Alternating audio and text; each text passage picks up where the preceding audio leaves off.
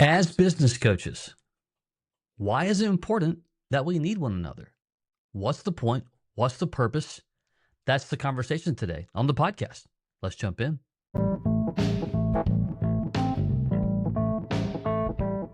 BJ O'Neill here with the Business Coaching Success Podcast. So glad you're here, where I share with you strategies, tools, and tips to be able to grow your business coaching practice to six figures and beyond as a Christian business coach. Let's jump in. Welcome. Glad that you are here on this episode of the Business Coaching Success Podcast, where we talk about all things related to growing a successful business coaching practice as a Christian business coach. Perhaps you're new to us. If you are, welcome. Glad that you're here. By the way, you can hit the subscribe button if you are watching and or listening on YouTube, so you don't miss an episode. If you're on our coaching team, this is the meat, right? This is exactly how we grow and help one another. And before I forget, if you've seen some things that we do, you've heard about our whole process of Business Coach Mastery, maybe you're on our email list or something, and you're listening to this trying to figure out if this is the right fit for you. If you haven't done it yet, I want to encourage you to book a quick, what we call an Explore the Systems chat. We're just going to give you a high-level overview of exactly how the focus method works, the whole systems, process, tools, and you'll discover the new way of how we are helping business coaches to be successful with a done-with-you process. And actually, matter of fact, part of what we're going to talk about today is a bedrock of what we do. And so, community. One of the, let's just take a rewind, if you want to call it that. I think back, gosh, let's see, when I was born, which was, I'm not going to tell you how long ago, but it was a long time ago. My grandfather on my mom's dad, he was in his 60s, so he was already retired actually. And I got to watch, and again, of course, East Tennessee, if you're from Tennessee or know anything about the South, this is a big deal, and certainly back then, but it was front porch, rocking chair, swing, sweet tea, especially during the summer. It was so fun, catch lightning bugs as a kid and, all these different things. But there were always people around, always family, friends, those just kind of passing by, literally just kind of passing by. Hey, how you doing? Kind of thing. And you look back at that season, and we'll even go further back to, Leave It to Beaver and Andy Griffith, right? Like, they were always with others. From a biblical perspective, there's no doubt that community is a cornerstone of our faith. And so it's inarguable that God created us to commune together with one another for growth. Proverbs 27:17, I'm reading it here, just the short version of that. Iron sharpened iron. Let me say it again. Iron sharpens iron, and one man sharpens another. Galatians 6:2, carry each other's burdens, and in this way you will fulfill the law of Christ. Throughout the Bible, when we look at, as Christian business coaches, right, we're doing marketplace ministry at the end of the day. We've got purpose and calling to help businesses grow in their profitability, their leadership, their be able to help them with their business's culture, all that. But we first look at that as a person of faith to say, well, from a biblical framework, what does that look like? What is that? And we know already that community matters. We just read a couple of them. We'll do a couple more here in just a moment. But let's talk about, so we had the view of life, not that long ago, call it 40 plus years ago, that I mentioned. But today, if you fast forward, it's harder, it seems, to some degree, and you may disagree with this or may say, no, we hang out with folks all the time, and that may be great. But the life is busier now than ever before. And we were talking about this in our men's group last week that I go to, that back in the day, even when my kids were little, we had some But now all the camps, like for your kids and grandkids, I mean, there is a summer camp for every single thing that is on the planet. And I'll never forget when we lived in South Florida for many years. Um, I remember the first time I saw a snorkeling camp. I'm like, all right, let's take a breather here. Let's snorkeling camp. And so, but baseball and soccer and football and all the electives. My daughter's in competitive cheer and the fishing camp and it goes it's on and on and on and on. And then you look back in the day that nothing was really 24 hours. And I'm going somewhere with this, so just hang on. And now, I mean, you can kind of get what you need pretty much at any time. And so today, that busyness, though, combined and linked, connected to these devices that we have in our hands, where we've, doomsday scrolling half the time, sets us up for it to be hard let's see, let me say it right. It's easy, I should say, to just kind of get cocooned and be even those that really do thirst after. Now, introverts don't necessarily thirst for it, but extroverts who do sometimes find themselves, man, I hadn't been around a lot of people. Busyness, and then this device just, makes you feel alone. And there's danger about feeling alone. Now, let's pull this into building a business coaching practice. We say this all the time. There's 3 things that you must solve in business coaching. Where do I get leads and prospects? How do I convert prospects into ongoing high-paying monthly clients? Third, how do I coach my clients to get results with simplicity? Everything you do with building a business coaching practice is going to fall underneath one of those elements, okay? Well, let's take the first one. Let's say you're just starting out or you consider starting out, whatever, and you're trying to get your head wrapped around what strategies am I going to use to build relationships? Because we call it leads and prospects, not my favorite terms. It really is about relationship building, especially as a believer. Again, we're created to commune together. Lunches and coffees and, laughing with each other over food is a thing. It was a thing back in the day.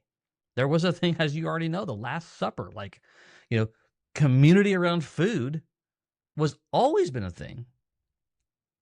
And so when you start to now, I'm a proponent of Zoom, but if we're not careful, we start doing all this stuff in an echo chamber alone. And then if it doesn't work or it's not working on the timetable that we thought it should, we're like, well, now what do I do? And that's the purpose of iron sharpening an iron. I wish that it would, well, I don't know if I wish it or not, but we always say, I wish life was simple, or I wish building a business was simple, but it's not. It never has been. It never will be. It's a misnomer. The internet, Instagram, Facebook, TikTok, YouTube. I mean, most of what you see is not even really truly, completely actual. Start something and it happens overnight kind of deal. That's just, you take someone winning the lottery kind of stuff off the table, and those are outliers. The rest of us have to work hard. And I'm just going to tell you right now that when you're building a business coaching practice, depending upon if you already started, or if you've been doing it, or if you're thinking about doing it alone is hard. Because you're going to have moments of a second guessing yourself. Even as, amazing the AI is now, right? Which is not, but again, that's what the internet's telling us to believe, that AI is going to solve everything, which I was laughing recently about all the stories I'm hearing about how AI screwed something up. And it's probably true. AI can be a good tool, but it's not going to solve everything by itself. And so you got to have people, man. You just got to have, several, as far as I'm concerned, levels of connections. Those that are close to you, that you can feel confident to be transparent with and vulnerable, to open up, even at your, it's a stupid analogy, but yeah, it makes you feel like you're naked. Like, I'm going to reveal myself here. That's a poor choice. I get it. But you get my point. Like, I'm going to reveal how I feel about this, what I'm doing. And I just don't know, because we're embarrassed. But if you don't have somebody, a go-to individual, I'm telling you, it's going to be hard. Second to that is a group of people. I mean, that was depicted all throughout the Bible. I mean, Jesus modeled this himself with the 12. Right? Like groups matter. Groups matter. Psalms 133:1. Behold, how good and pleasant it is when brothers dwell in unity. Unity. Circles matter. Unity matters. Groups matter, right? And so you don't have to air out all of your, challenges in every single circle, but it matters. Then it's the atmospheres that you can get in, the rooms that you can get into train. And I made a comment to my business partner the other day. He asked me an opinion about something, and I gave it. He goes, "Wow, I'm kind of surprised you said that." I'm like, "What do you mean?" He goes, "Wait, that was, you kind of pretty good at this, at what you do, and you've been doing it for a long time. But the way you framed it was like, there's a lot to learn here." And I'm like, "Yeah, it's like always be learning till death," is what I told him. We just laughed together. And so, but you have to have a system and a process and a room to get into on a consistent basis to level up. Part of that leveling up, it's not just about the strategies to build the business practice yourself. It's just about hearing others like, oh, they're dealing with that too. That's why getting around those that do know more than you, that's very important. Getting around those that really do just significantly know more than you do, and I do the very same. Arguably, or inarguably rather, my business partner knows a lot more than I do. And, it's just great company to be in his, because I learn something all the time, and he pushes me. We don't always agree on every little thing. Not that we disagree. We have different versions of things, which is healthy. And so what I want to tell you, and the biggest part about today's episode is really just about the value of the circle of your influence that you're going to be in building your business coaching practice at different levels. And that's the part that we all have to figure out at different levels. And again, I get it. There's some people that are like, oh my gosh, I'm an introvert, and like this whole conversation just, frightens me. I would rather be on a wallflower or just do my own thing in the background. I understand that. And so to you, I would say that maybe you don't have as many circles, or maybe your trust circles are just smaller, right? It's just like 2 or 3 people versus, a group of, 8 to 10.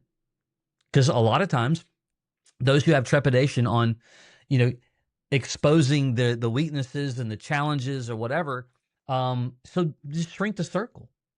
No one said you got to be in a room of 1 million people. But the bigger point, the broader point is loneliness is an epidemic. Do not be one of those. And it's solvable, which is the reason why we being in our community, we probably put as much effort, time, and energy in all of the communal types of things that we do. We have weekly calls that people can get a part of. We have one-offs like this week. We'll have in the evenings, we'll get a get-together, and there's no agenda. Actually, that's not true. We're playing trivia. Forgot what it's over this week, but coaches all across the world are coming together for no other reason than to just hang out on Zoom. It's virtual. I get that, but at least we're doing it, right? Would love to be able to be in the room, which actually we did that recently. Actually, this year, we've gone to Phoenix. We've gone to Philadelphia, gone to Topgolf, commune together, shake hands together, ate together, and played golf together a little bit. Just again.